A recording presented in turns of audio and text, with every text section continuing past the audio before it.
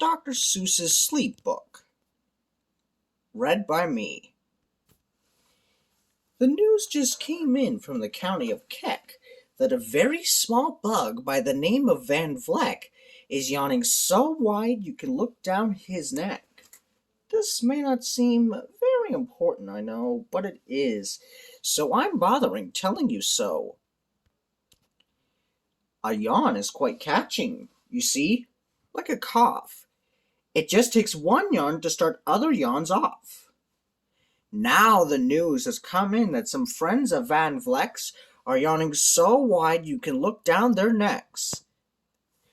At this moment, right now, under 7 more noses, great yawns are in blossom. They're blooming like roses. The yawn of that one little bug is still spreading. According to latest reports, it is headed across the wide field to the sleepy night air, across the whole country toward every which where. And people are gradually starting to say, I feel rather drowsy. I've had quite a day. Creatures are starting to think about rest. 2 different bombirds are now building their nest. They do it each night, and quite often I wonder how they do this big job without making a blunder. But that is their problem, not yours, not mine. The point is, they're going to bed, and that's fine. Sleep thoughts are spreading throughout the whole land. The time for night brushing of teeth is at hand. Up at Herkimer Falls, where the great river rushes and crashes down crags in great gargling gushes, the Herkimer sisters are using their brushes. Those falls are just grand for toothbrushing beneath, if you happen to be up that way with your teeth. The news just came in from the castle of Krupp that the lights are all out and the drawbridge is up. And the old drawbridge drawer just said with a yawn, "My drawbridge is drawn, and it's going to stay drawn till the milkman delivers the milk about dawn. I'm going to bed now, so no one better come round with a special delivery letter." The number of sleepers is steadily growing. Bed is where more and more people are going. In Culpeper Springs, in the Stiltwalkers' Hall, the Stiltwalker stilts are all stacked on the wall. The Stiltwalker walkers have called it a day. They're all tuckered out and they're snoozing away. This is very big news. It's important to know. And that's why I'm bothering telling you so. Way out in the west, in the town of Merced, the Hinklehorn Honking Club just went to bed. Every horn has been quietly hung on a honk for the night in its own private Hinklehorn nook. All this long, happy day they've been honking about, and the Hinklehorn honkers have honked themselves out. But they'll wake up quite fresh in the morning, and then they'll start right in, Hinklehorn honking again. Everywhere, creatures are falling asleep. The collapsible frink just collapsed in a heap. And, by adding the frink to the others before, I am able to give you the Who's Asleep score. Right now, 40,404 creatures are happily, deeply in slumber. I think you'll agree that's a whopping fine number. Counting up sleepers? Just how do we do it? Really quite simple. There's nothing much to it. We find out how many, we learn the amount by an audio-teleo-taleo count.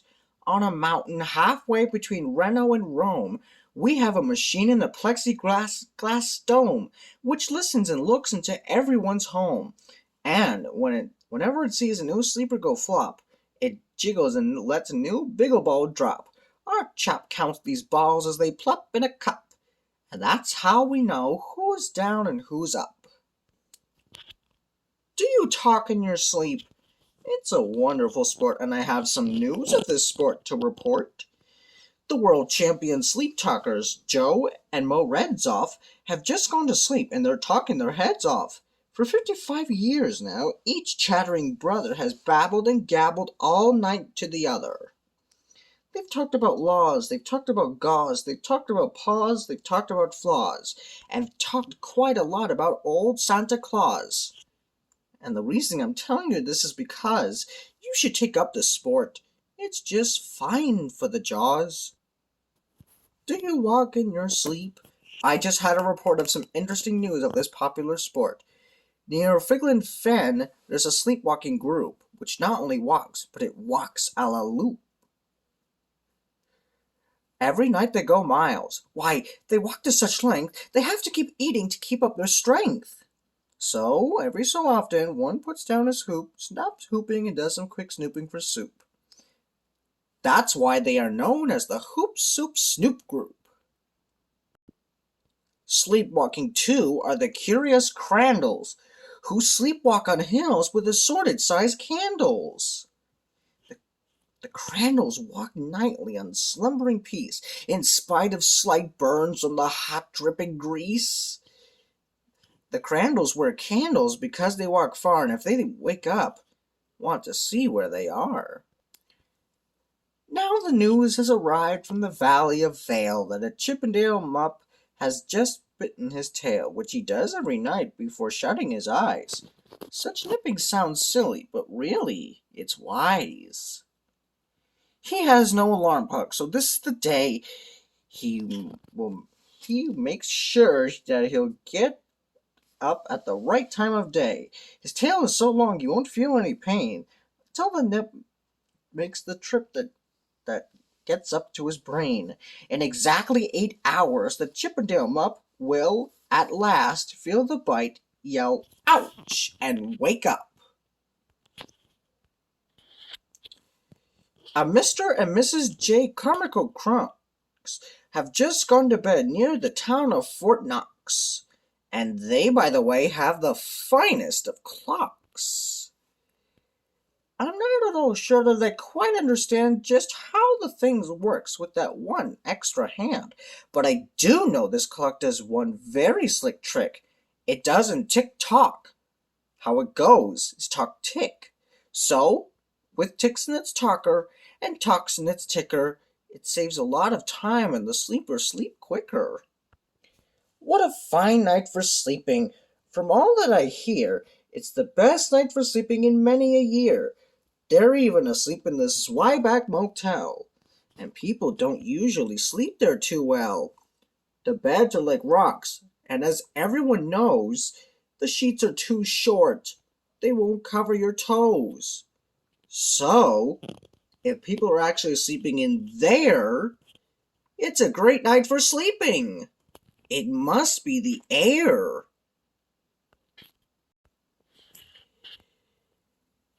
It's a great night for snores. I just had a report of some boys who were tops in this musical sport. The snortingest snores in all our fair land are Snorter McPhail and his snort band. This band could snore Dixie and Old Swanee River so loud it would make 40 elephants shiver. The loudest of all the boys is McPhail. He snores with his head in a 3-gallon pail. So they snore in a cave 20 miles out of town. If they snored closer in, they would snore the town down. Do you know who's asleep out in Funa Laguna?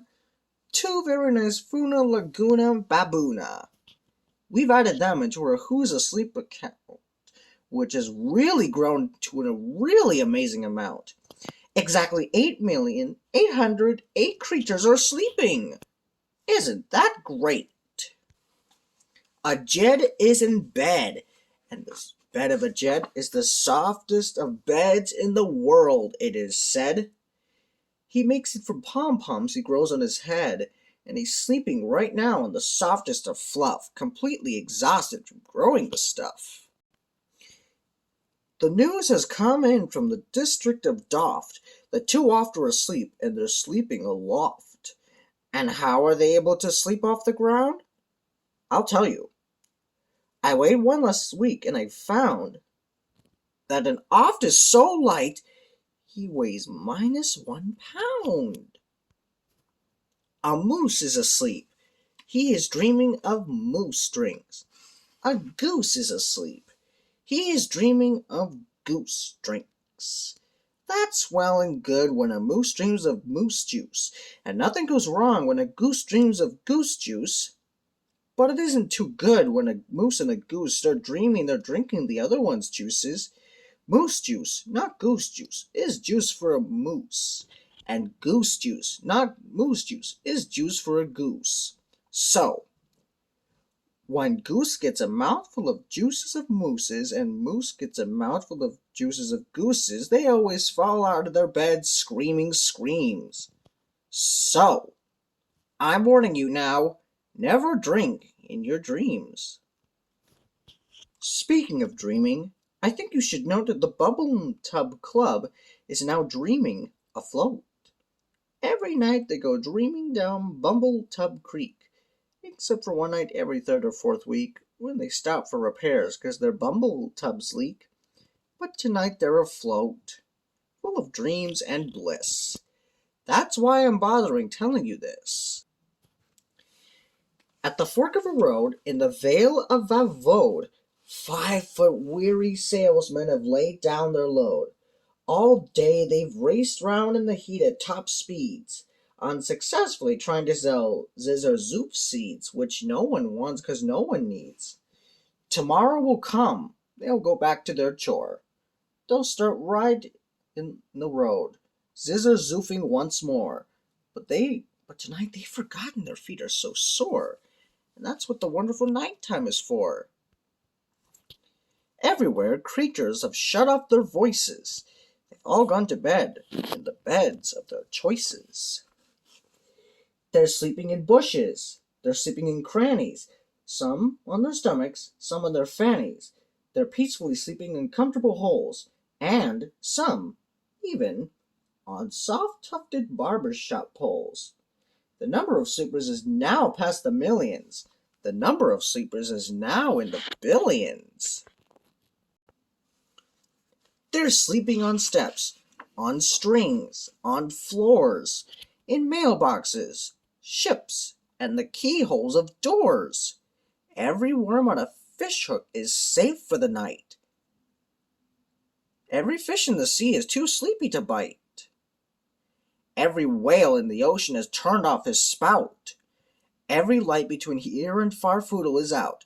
And now, adding things up, we are way beyond billions. Our Who's Asleep score is now up in the zillions. 99 zillion, 9 trillion 2 creatures are sleeping. So, how about you? When you put out your light, then the number will be 99 zillion, 9 trillion 3. Good night.